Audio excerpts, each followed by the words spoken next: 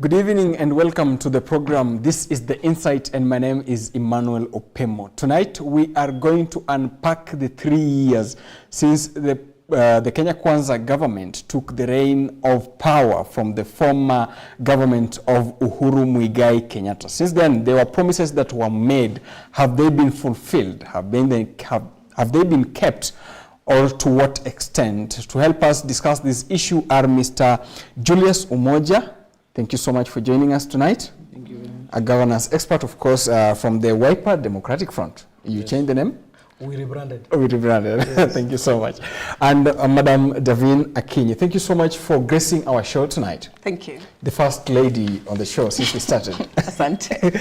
Good to see you. Mr. Julius, let's start with you. What is the overall performance of the government since the President Ruto came to power 3 years ago, in your own assessment?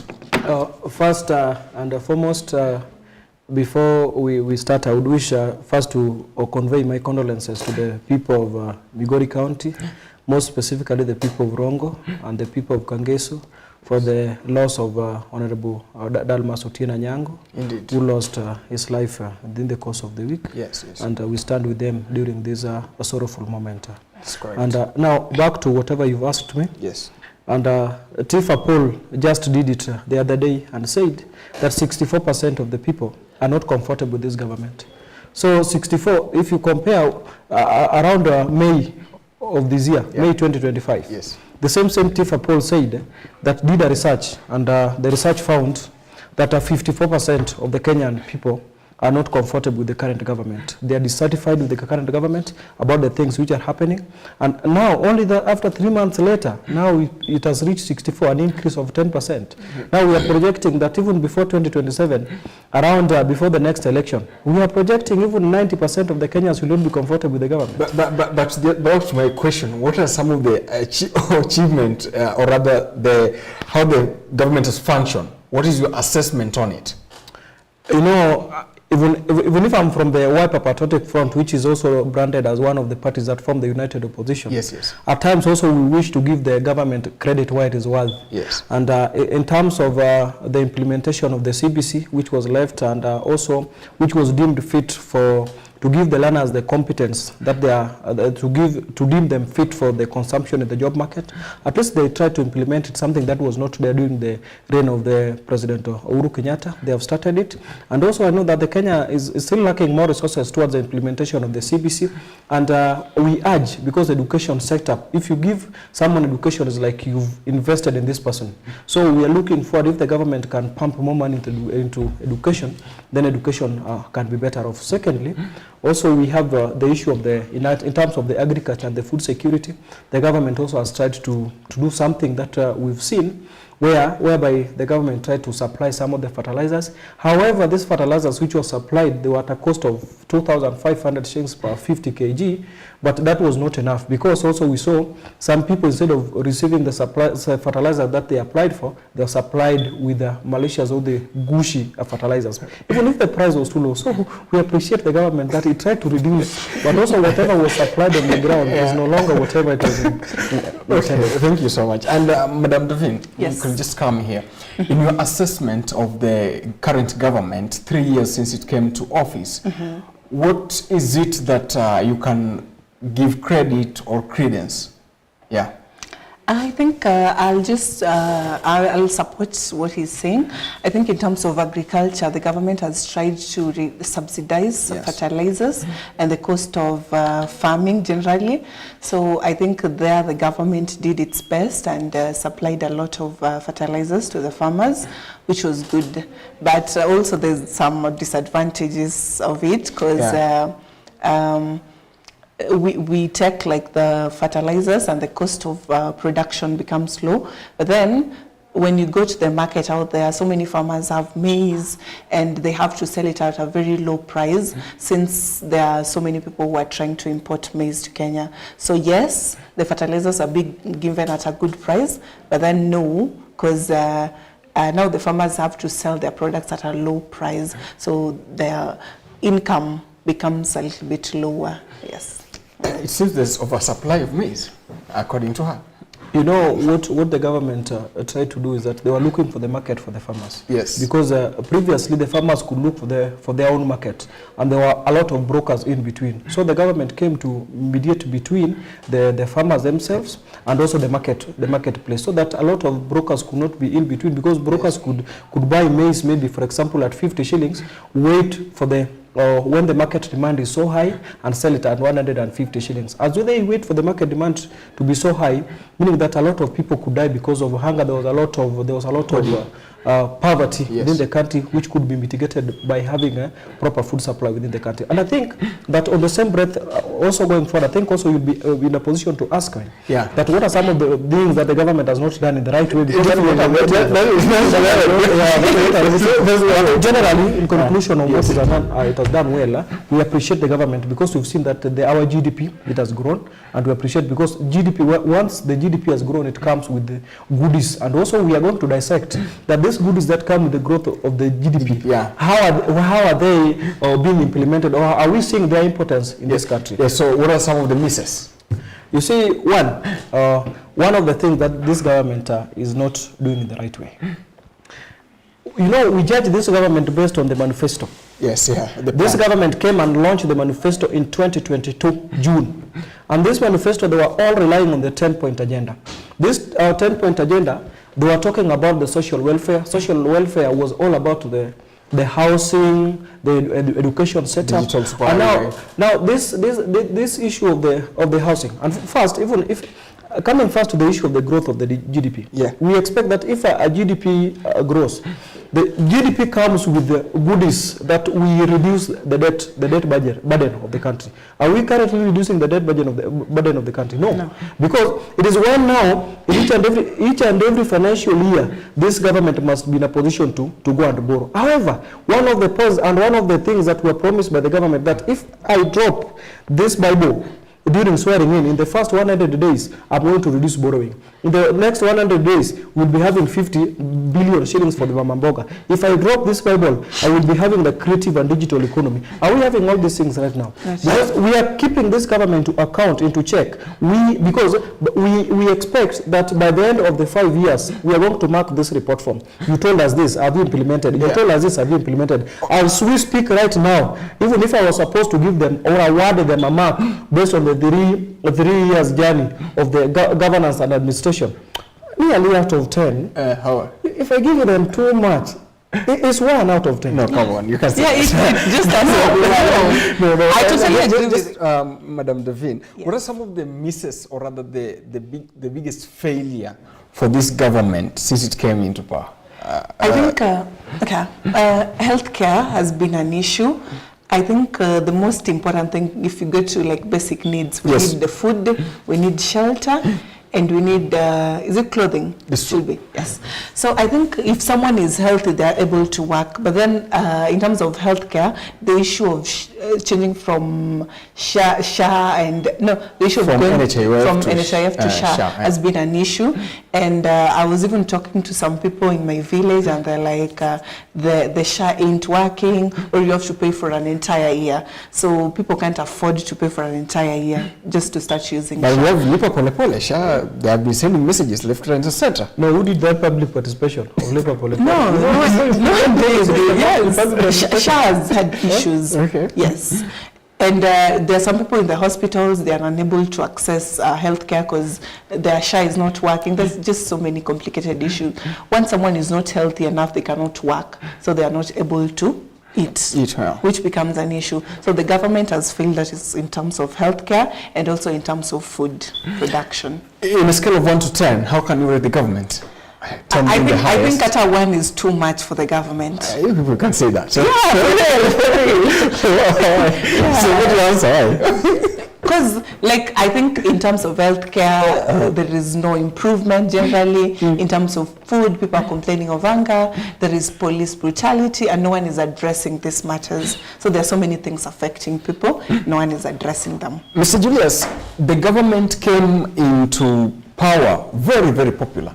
When you look at the polls that were released by Tifa, it seems everything has changed. The government came into power because you see what they used, their major philosophy for the campaign was better, meaning that they were supposed to be transforming the lives. Bottom-up economic transformation. Yeah, the bottom-up economic transformation agenda, where they're supposed to, Mama Mboga, they're supposed to get you out of the place where you are and transform your life at least to something else that will act like an investment in your life. Yes. But that is what sold hope to most of the Kenyans. And they said that this government, it seems to be very darling to the people. And people try to vote that at least, if this government can promise that at least it is the government will be caring for the common mwananchi, because according to our demographic value of the country, you find that most people who are within the range of who are experiencing more of poverty, they are so high. That number is very, very high as compared to those who are at least self-actualized in the country. Yes, yes. So those who are within this range of the poverty, they form the majority of the electorates that we have in the polling stations. Yes. They went and voted this government overwhelmingly. And you saw that the time this government was declared as the winner of the election, people were celebrating all over the country, including in Nyanza. Some people were celebrating. Now, this is where no, some people celebrated in the Kuria region. Kuria region people celebrated. So they are in Nyanza. Now, in 2024, the rain started beating this government when Gen Zs were on the roads. Yes. The reason why Gen Zs were on the roads was because of high cost of living. And high cost of living, there are some of the things which formed the promises or the manifesto of this government. But they said that in this government, the cost of living will be very, very low. Because if you compare the current government and also some of the price commodities or some common items, because people, maybe they can survive with sugar. Let me even pick sugar or even unga. Let me just pick unga. And the most common unga that we use is kavagara. Raha premium. Let's just take the case study of Raha premium kavagara. Kavagara maybe of 1 kg or 2 kg. During Kibaki's time, unga was 60 shillings. During Uhuru's time, unga was around 70 shillings. How much is unga right now? No, it's around 110. Because it's a small one. We talked about the subsidies which were being offered in those governments. Those governments could subsidize the common commodities within the country. But what happens with this government? Because some of the administrators that we have in this current government, they also served in the previous government. Yes. On that note, I would like Madam Davin to come here. Yes. You see, you have talked about Sufuria movement, and I can remember vividly well after the election, the Azimio, which your party was part of. I don't know if you guys are still part of it. We are not there. Okay. They came out with the Sufuria movement. I mean, they were going to the street, protesting about the cost of living and what have you, and about, of course, the election and everything about that. You see, since then, what has changed? Because we don't see this movement either at the time, the front runners of the movement at the time has now come into the government and everything seems normal. Emmanuel, people are tired. People are just tired of the government, and people have tried all the ways, but now there is no change. So people are just tired. But for example, when you look at the handling, how the government handled demonstrations, especially in 2024 and 2025, the Gen Z, the Sufuria movement, how can you rate it at that? I think there's a lot of improvement because at least now the government is able to listen compared to 2024 when the government was like, But then in 2025, I think people became so tired that they decided to go on the road and they were like, if I die, I die. Let us go out there and do that. So the government was like, gosh, these people are coming and they are so serious about this. We have to handle this matter. So I think that's why things came down. Yes. Can you tell me, how do you rate the government's handling of demonstrations, especially in 2024 and 2025? 2024, when Gen Zs were protesting, in fact, when 2024, when Gen Zs were protesting, at least they were blended with some of these political leaders that have high profile, like the former Prime Minister, Raila Odinga. He was one of the leaders that also were in the demonstrations. But at that point, these Gen Zs, they were leaderless, and still to date, they are still leaderless. And that demonstration, you saw people, but then Rigathi Gachagua was still part and parcel of that government. Yes. And he could talk and give the state of the nation briefings and so on and so forth. People are being killed by that time. People are being tear gassed at that time. Brutally murdered. People are being brutally murdered. Until today, as we speak, some of the families, they don't know the whereabouts of their sons, of their daughters, which is also very, very painful. And now the most painful part, that this government wants to compensate those families. In fact, your son or daughter is being abducted or being killed in broad daylight, and then you are being told that we are going to compensate. Who is this who can compensate life? Is it God? Because I really know that it's only God who can compensate life, and he only did it once on Jesus Christ. Now, secondly, secondly, whatever we are experiencing right now, the Gen Z 2024, the only positive things that came out, number one, is that we had some reforms in the cabinet secretaries because we needed experts. And the government came and harmonized with ODM, not as new, harmonized with ODM, and took some of the experts like John Badi, Hassan Joho, Oparanya, and so. You know, Bad is an accountant by profession, so he is deemed fit for where he is. Oparanya also is one of the accountants, is deemed fit where he is. Joe, I don't know. But so, Joe, I don't know his academic background. So because they're not in the public, so I cannot talk about what I don't know. So, number two, this government, secondly, it can now do what we call the public participation. Because from 2024, that finance bill, the public participation was not done according to the constitution, how it was supposed to be done. Reaching 2025, you saw it was done in Uhuru Park. Yeah. The finance bill 2025-2026, the public participation was done there, and you see some of the things which were raised. I think they included them. I just think that they included them in the budget. How should the government handle public participation? Because there is no framework. I think if there is, I think. The police, just generally the police is supposed just to guide people. So when people are going for public participation, I think, and this also goes to the people, I think people should try and participate peacefully, just not destroying people's things or stealing people's things. Let's just be straightforward, have peaceful demonstration, and the police should be just guiding us and working with us in harmony. Are they doing that? No, they're not doing that. That's what I'm saying. It is so bad. And also, I can't, as much as we are blaming them, but also what are the people doing? I think people should also have just peaceful demonstration, not destroying things and maybe beating up police also brutally. So I think it should be something that we should talk about and coexist well. The police should be guiding us and moving with us peacefully, and we should also participate peacefully and just, working peacefully. Now the Gen Z movement is one that is very global. Just, I think a week or two, they mobilized in their numbers in Nepal and made sure that things change in that particular country. It's not only Nepal, we have seen other countries too, and here in Kenya.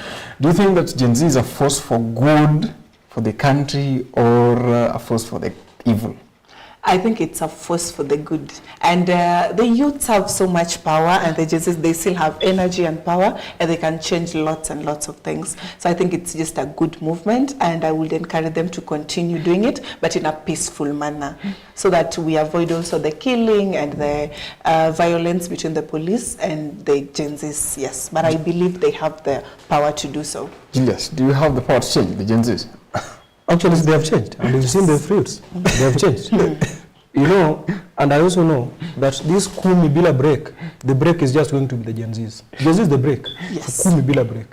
Because Gen Zs, and let me say, previously people could say that Gen Zs, there was a politician behind the Gen Z movement. If all those politicians, for example, they were all absorbed in the broad-based government, Gen Zs were still protesting and their things were being heard. Yes. So Gen Z is a force. And I'm praying that we also have Generation Alpha, which is yet to come. This is Generation Alpha. A combination, when you blend Generation Alpha and Gen Z, I don't know. Yes. It will be more of there are the people that everything that will be happening in this country will have to be consulted before any decision or policy is made with this government institutions. Now, and I feel that will keep the government on toes, and I think it's just a good movement. People will be kept on toes, so there will be someone foreseeing the government, and I think the government will now take an initiative to participate, to listen to the people, and to improve where possible. Yes.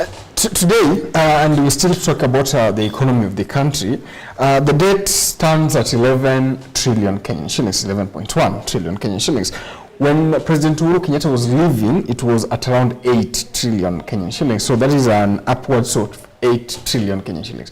Umoja, do you see or do you feel the effect of this economic pump into the economy? You see what happens, and I think that at least nowadays we have the devolution. And this devolved government, however, there are still some functions which are still at the national government. And whatever I can see that is happening is that the money that is meant for the CDF. At least we've seen a lot of schools being improved, a lot of the security stations or the police stations being established from where we come from, a lot of the chief officers being established. And also in terms of this county government, we've seen, at least we can see some of the water, at least we can see some ECDs being built, but that is not enough, because you know, if you want to touch the common life of a citizen, there are some basic things that you have to do. Especially you have to improve on the health, you have to improve on the education, you have to improve on the roads and so on, because if you improve on this, even the rate of the investment that we have in that country is going to be better off. In Kenya, if you talk about the current economic status, the current economic status, even if we have and we borrow and the budget is still constant, because even the last financial year, you said that the president said that he slashed the budget, the traveling allocations by half. But the control of budget was still saying that they are still being implemented. There's nothing that was slashed by half. So I don't know, because this country, even if the first enemy of the current government is corruption. Yes. Okay. The first enemy of the current government is corruption. If the corruption holes are sealed in this country, of which, if for you to seal a corruption hole, it will force you to limit a lot of friends that you have. Because these people, some of them are the people that try to infiltrate within the corruption holes within the country and try to loot and embezzle people's funds. Yes. Okay. One of the flagship projects of the president is the affordable housing plan. We're going to take a quick break here, and when we come back, we'll decipher that and, of course, the corruption that is in this government and what should the country do and expect moving forward. Don't go too far. We're still around.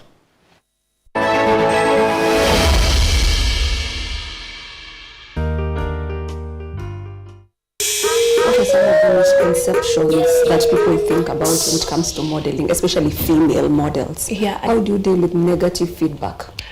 I tell you, embrace yourself, own your own identity, and don't rush to grow up. Know yourself first before you decide on what you want to do. If your parents know that you're doing actual science, yes, then they heard that you're doing modeling. Yeah. How do they feel about that? What are you looking at after Miss Popularity? There's something we like to do on this show. Nataka uangalie kwa ile camera. I want you to advise yourself moving forward in your modeling career as an actuarial science student, yes. Starting with Dear Rosarita.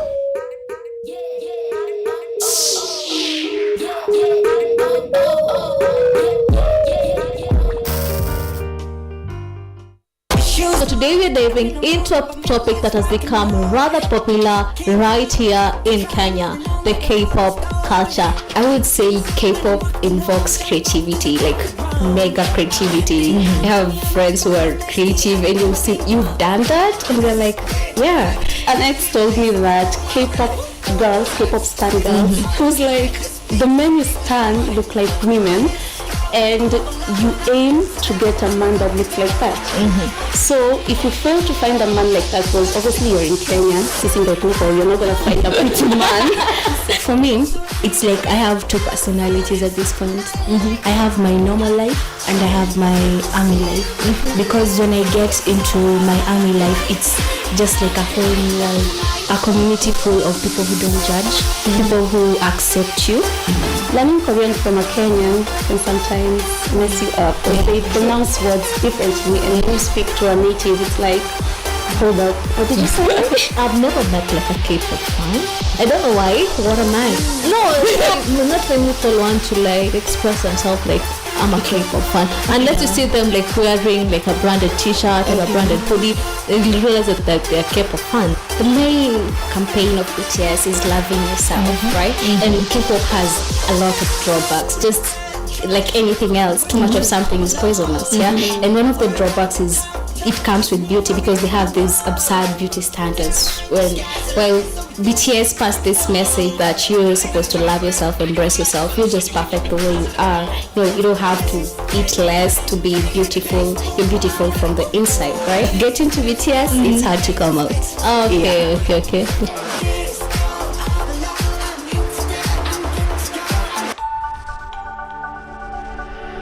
Everywhere, GBS.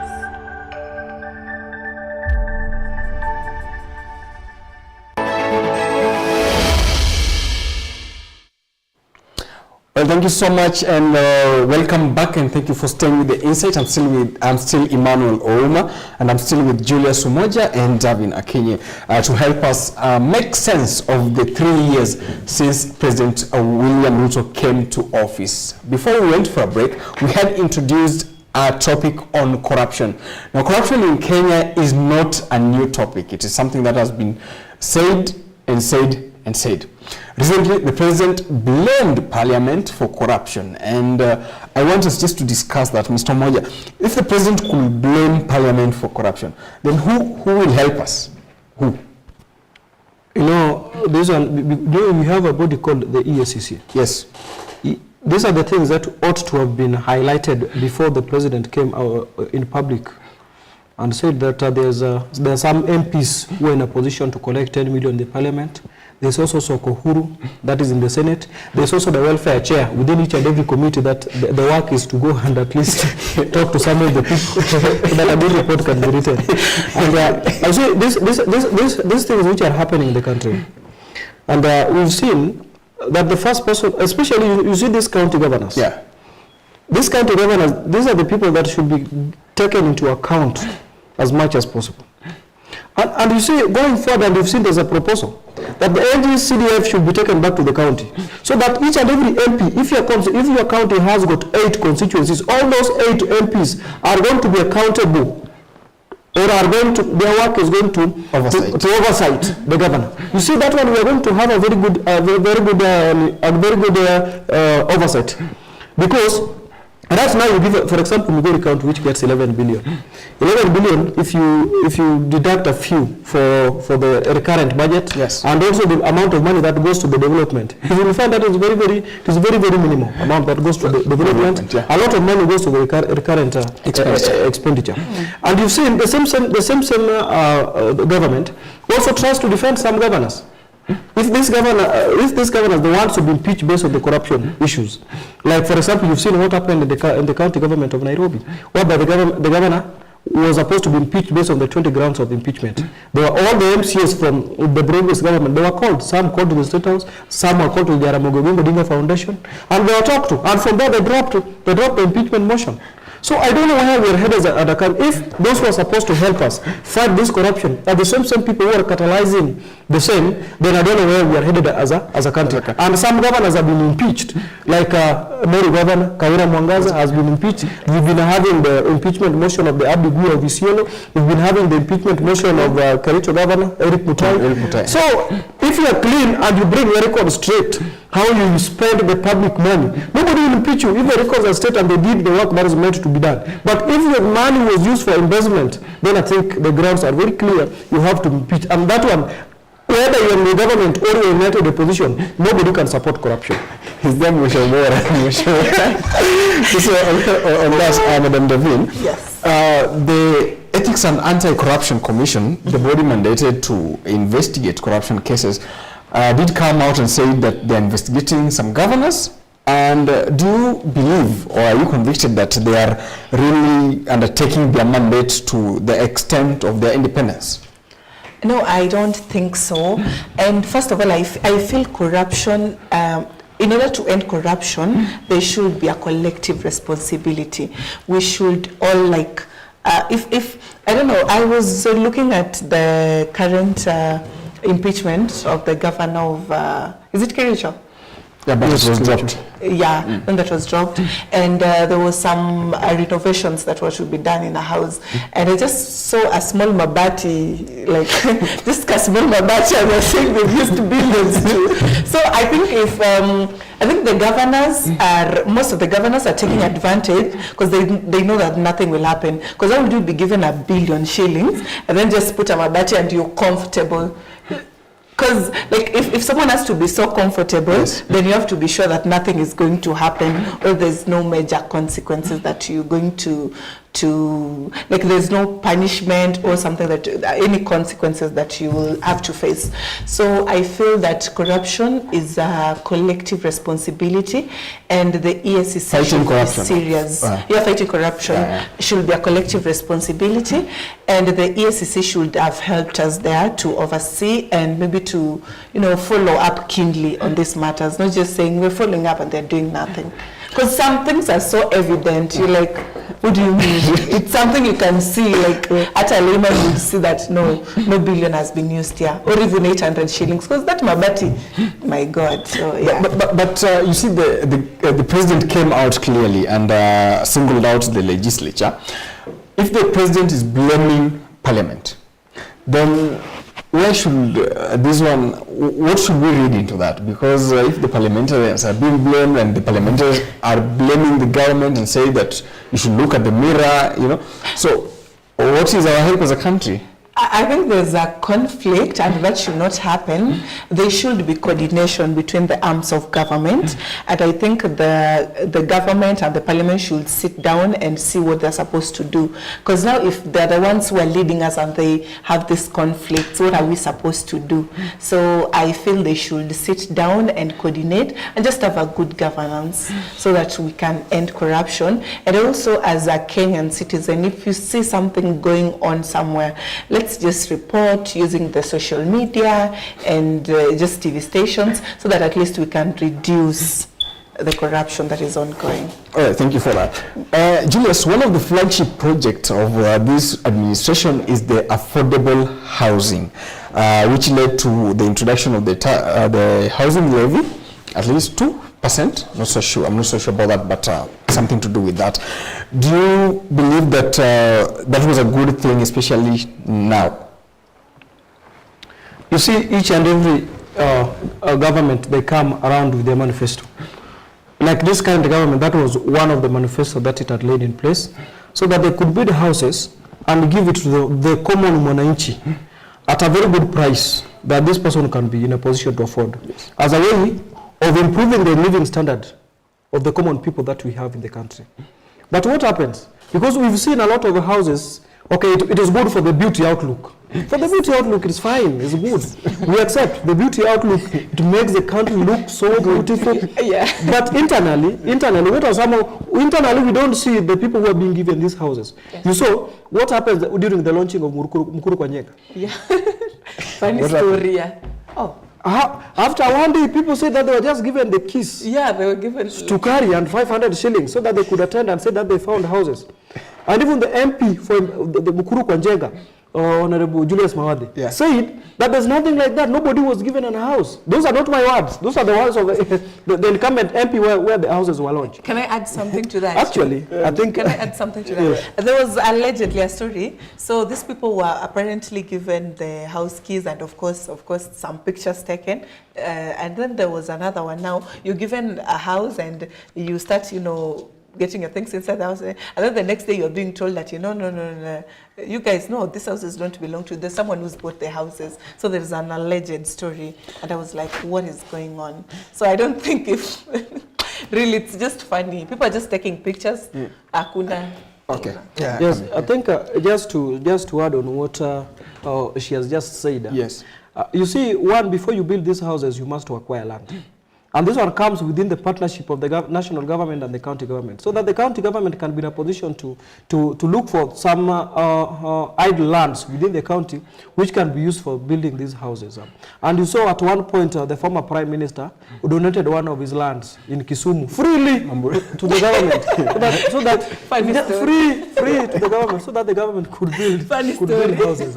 And whatever you see, whatever the Kenyans were asking, if they could see a change of the title deed of that land, so that truly it is something that belongs to the government, and the houses are built on the land that belongs to the government.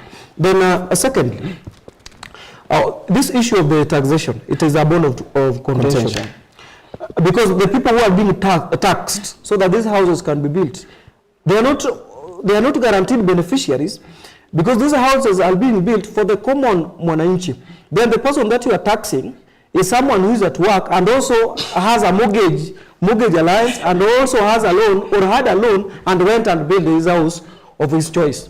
There are some people, each and every person has got his dream house. There are some who wants to stay in a bungalow houses. There are some that wants to stay in a grass-thatched house. There are some that wants to stay in a mabati house, and they are very comfortable. Now you want to build for them a house, force them to go and stay within a house that is called an apartment. Do you know there are some people also, even if you tax them, they are more of introverts. They just need their own spaces. You put them in a unit of 300 people and you fix them inside there, because you see, and also the legal team that also helped in this, because it was a very, very good area and a very sensitive area where Kenyans were really complaining. You tax them, they are not guaranteed whether they will get these houses or not. And you saw Gormai around the stars. Around the stars were given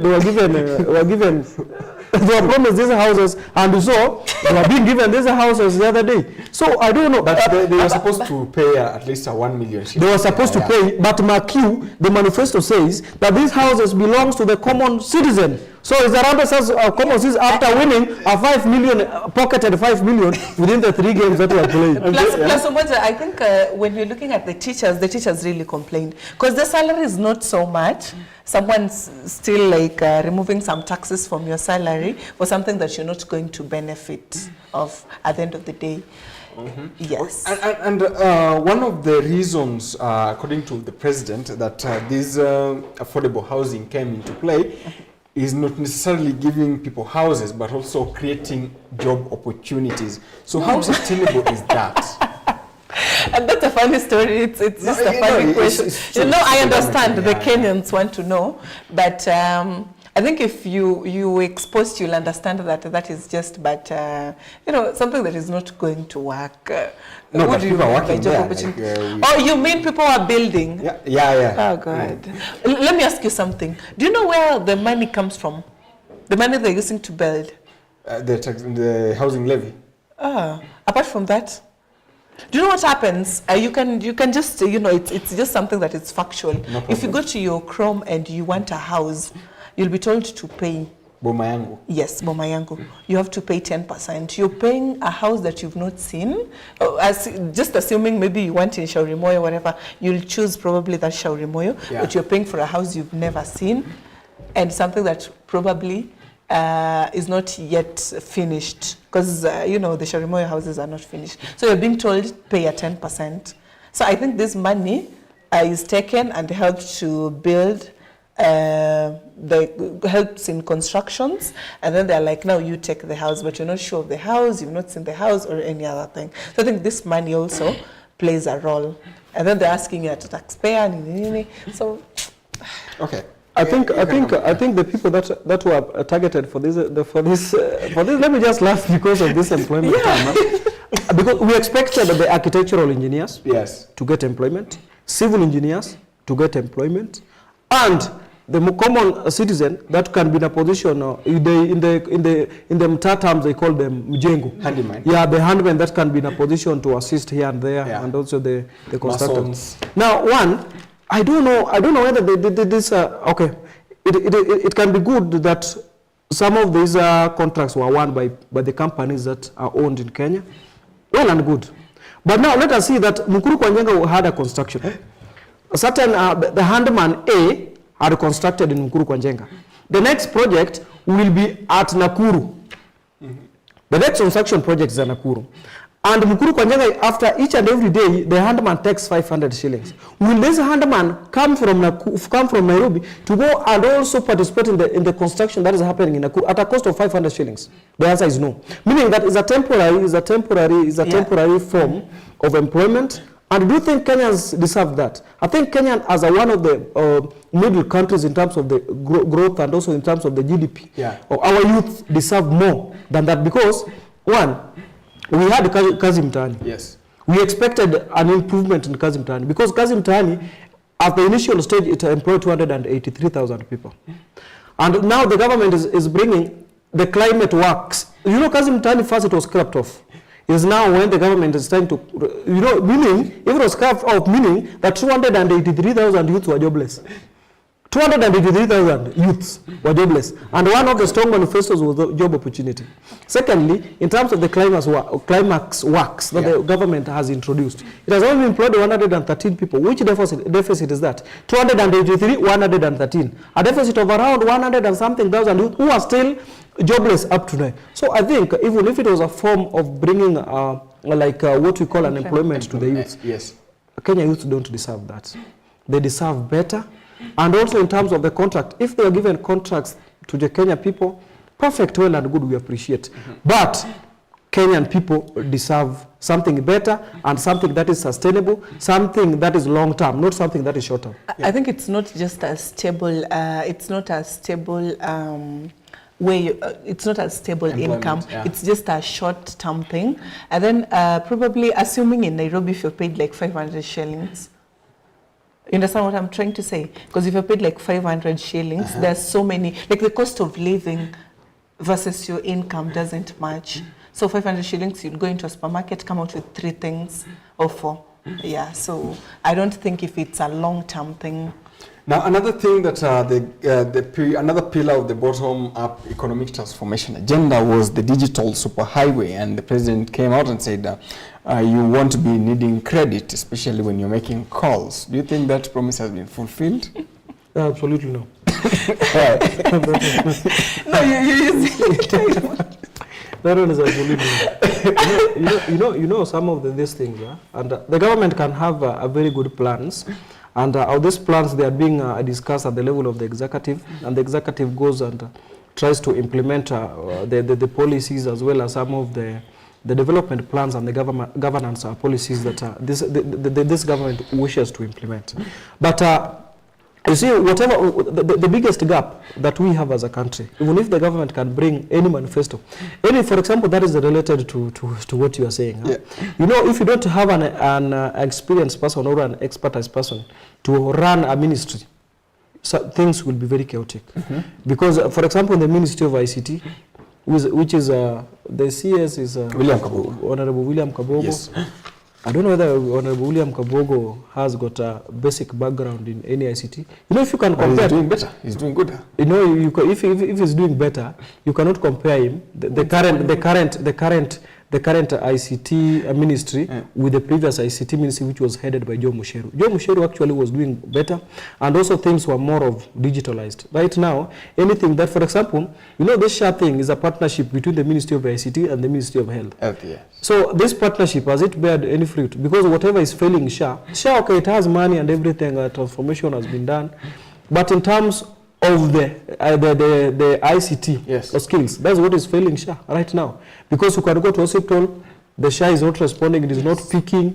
So it is not all this, because technology, ICT as a ministry, it cuts through all the ministries. It cuts through the Ministry of Education, it cuts through the Ministry of Health, it cuts through the Ministry of Gender, it cuts through all ministries. They must require ICT because we are working like the e-citizen that we are talking about. Yes. And we've seen e-citizen, they had got a lot of malpractices in the last 2 weeks. Yeah. All these things they're supposed to be harmonized from the Ministry of ICT. But even as Davin, you come in, most of the government processes or programs have been digitalized, you know, and we need to give credit where it is due. Yeah.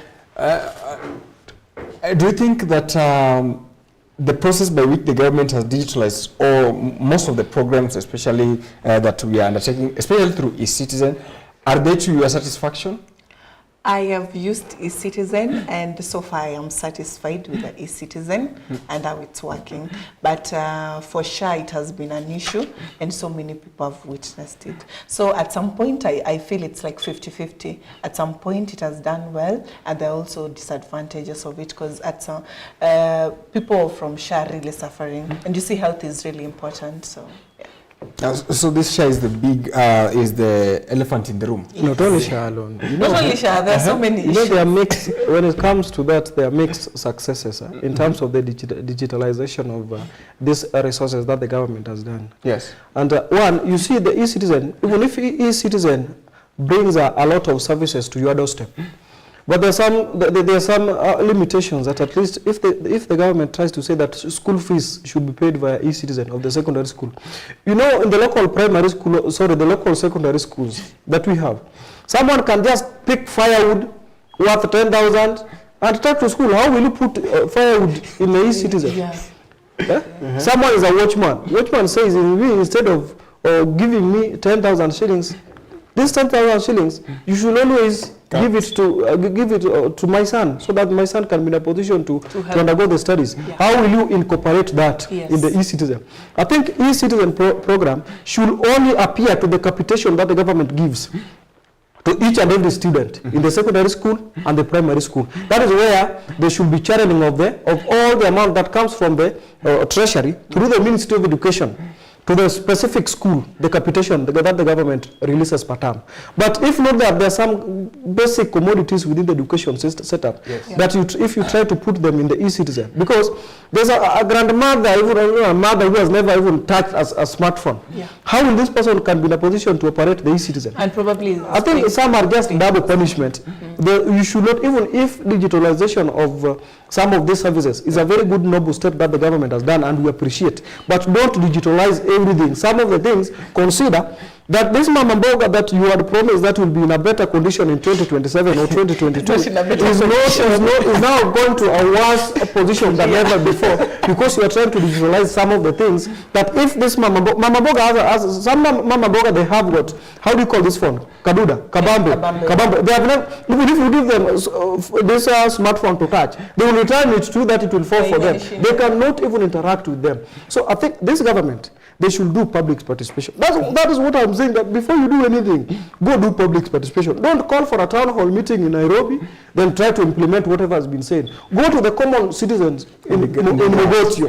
Go to the common citizen in Kieni. Go to the common citizen in Karungu. Go to the common citizen in anywhere in Mombasa, even in Kisauni, and collect all the views, even in Yatike, which is a and collect all the views of these people. That's when you can be in a position to implement. But if you just implement things out of the town hall meetings in Nairobi, you will mess whatever is happening in the rural areas. Okay. On that note, I want us to take this conversation forward.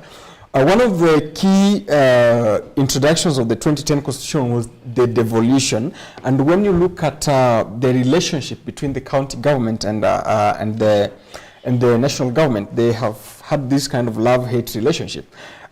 What is the significance thing that, for example, in terms of the relationship between the government, national government, and devolution has? Because they've been crying that, you know, we're not receiving enough cash, we need some more, you know. Yeah, Devin. You. Okay. The county, I think devolution was created to, I think, to break down and maybe to get to the locals. Yeah. So I think devolution is a good thing, and it was created with a good intention. Yes. But then some people are taking advantage of it. So this is what I'll say.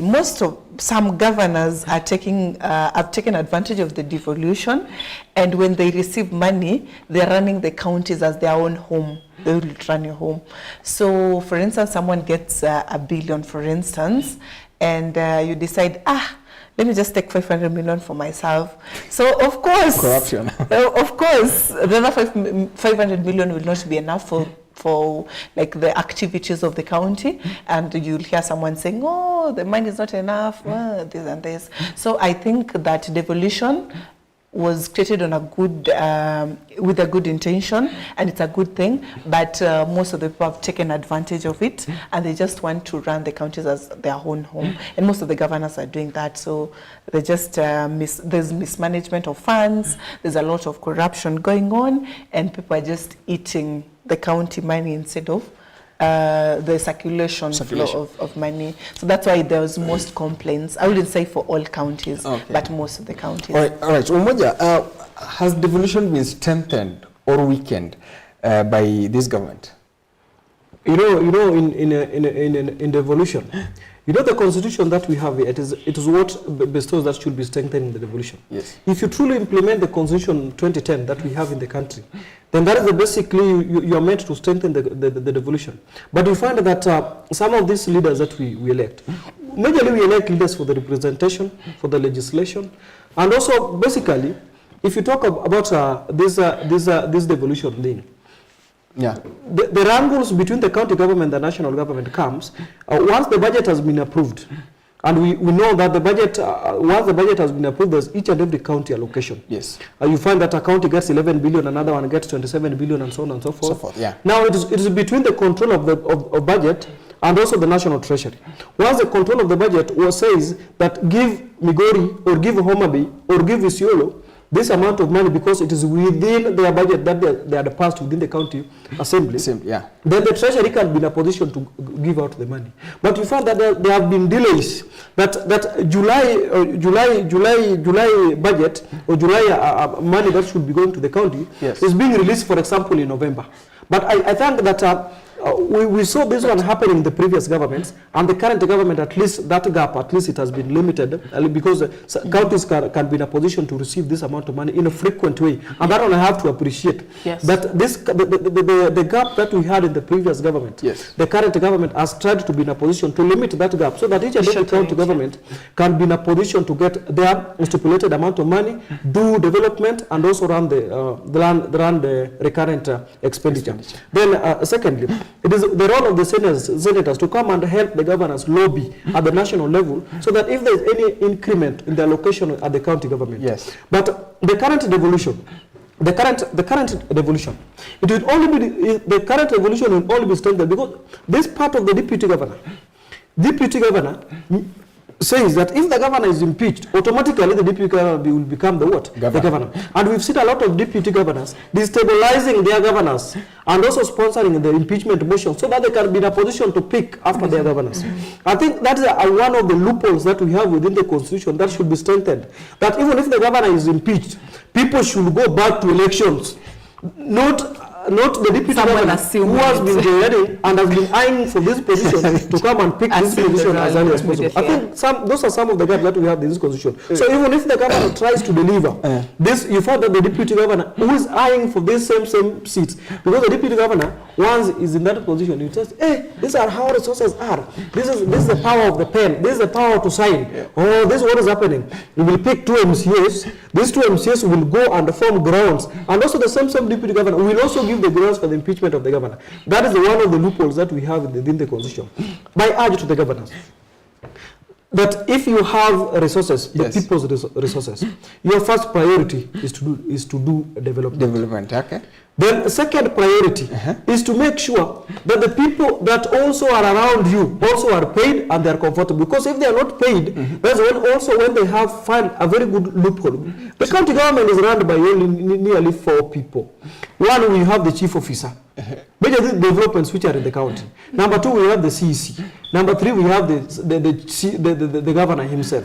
These 3 people, if they can be in a position to spearhead the development which were stipulated within the public participation at the ward level, then the evolution can be strengthened. All right, and I would like to, Madam Devin to come in here. Just a second, yes, on what you guys were talking about. Yes. I think the major issue is not even within the government. I think the major issue is within us as the citizens. Okay. People are going to vote, and then people are like, "Who should we vote for?" When we're going to vote, we should vote for leaders. But then most of us are voting for someone because they gave us something, or whatever. So, for instance, you have money, he doesn't have money, but he's a good leader. Like, he has good leadership skills, he can lead us. But now Emmanuel has money, so you're giving us money, we'll be like, no, he gave us some money as Sukari. We did this. So, of course, people will go for probably a poor leader who has given them money more than a leader who could spearhead and see like development, has some good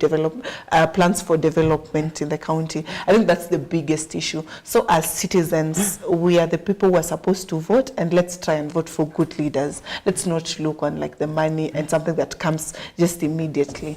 Yeah. Okay, and just on that, we were celebrating Ruto as 3, I think on the 13th. That should be tomorrow. So there are 2 years to the end of, or rather to the next election. And the question will be, Madam Devin, that what should the government focus on in the next 2 years? I think the major issues that the government should help its citizen with, the first, it should be on healthcare. There are so many hospitals, but most of them are down or probably lack what is it called? Drugs. Yeah. And then also the labor. So I think what should happen is the hospitals that are there should be facilitated in terms of equipments and drugs and more labor, so that they can also be able to help a larger number of groups. And then they should also look into rural areas so that people don't have to go for a long way. Probably someone is in labor pains and everything. So the first issue is on the healthcare. That should be improved. The second issue should be on food. The government should ensure that there's food security, and in dry places like Wajir and everything, there should be some irrigation plan. The government should ensure there's some irrigation plans so that also they can, just get some food at least when the irrigation goes on, you see. At the end of the day, you'll get some products. That's food, healthcare. Then, of course, education, and mostly the civic education. Let people be educated so that they know what they're supposed to do. And also the police brutality, at least they should be talked to.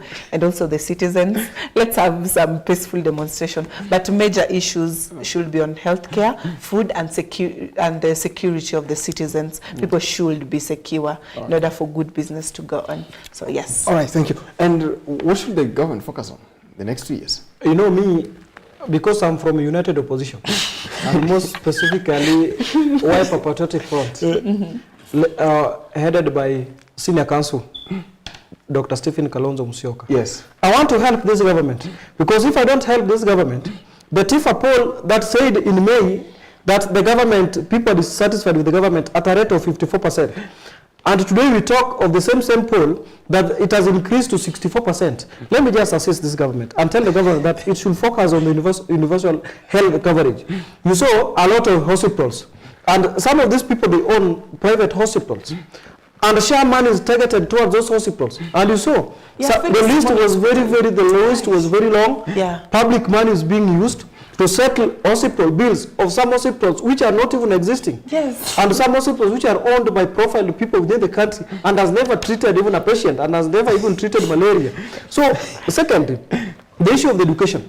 The government said the capitation should be sent to the schools, and also the government should increase this capitation. You saw that during the Uhuru's time, yes, the capitation was 22,000. Yes. And during this time, they were saying that the capitation should be 16,000, a deficit of around 6. But they didn't reduce it. But you see, what happens is that there was if we are not these allegations that we come to the social media, we come to the public TVs like this, and tell the government these things could have been implemented. The 16,000 would have gone. Then, secondly, also to assist this government, the police brutality, yes, abuse of the human rights, the rate of abductions within the country, as you wind up, they are very high. And the government, if this government truly, because I know from next year, they will try to start reducing the commodities, the basic commodities. You'll find now you'll be buying kavagara at a certain rate, they will have reduced it. You'll find that sugar, you'll be buying sugar at a certain rate, they will reduce it. School fees, they will have reduced. Mama Mboga, they are empowered. Right now, they are doing women empowerment, where people get 64 shillings after distribution. So the government should now focus on the 10-point agenda. Me, I cannot advise it much, because we are going to form a very good manifesto and launch it as a united opposition. A manifesto that is going to sell hope, manifesto that is going to send this current regime home. And I would wish, even these 2 years that are remaining should be reduced to 1. We go to election, so that Dr. Stephen Kalonzo Musyoka can be the president. But the president always say that, if he goes, so what? And you people haven't come up with clear cut, what you guys want to do. You just William Ruto must go, and so what? You know this government, the government copies what we do. When we started this one-term thing, the second day all of them were on sunroof. Okay. What are they saying? Two-term. We said we are going all around the country to talk to the people and get the public engagement. Okay. What did they do? They copied us. They went for human empowerment. Okay. What's your final statement? Oh, my final statement? Yes. I would wish that Kenyans, as we are going to vote, don't forget what has happened. I know some of you are going to be brainwashed and given money and you'll be like, two-term. Because most of my friends are now like, two-term. Because just the president visited them. What the hell?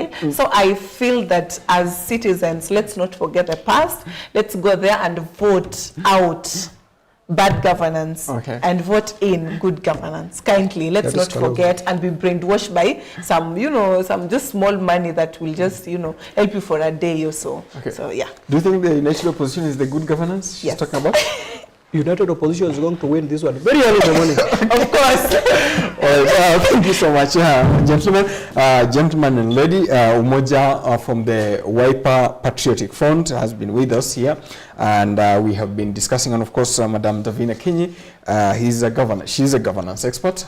Thank you so much for making time for us. Thank you so much. And of course, this conversation continues. It has been a heated debate here, Ruto at 3.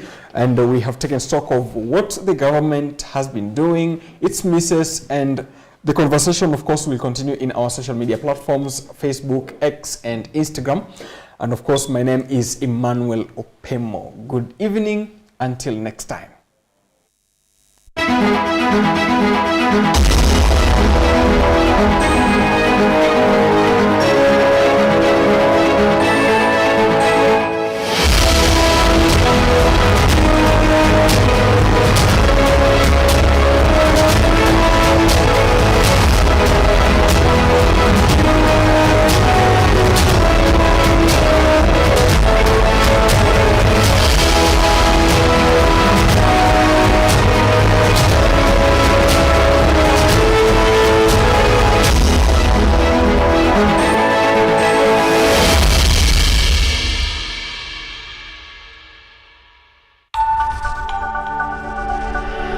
Everywhere, GBS.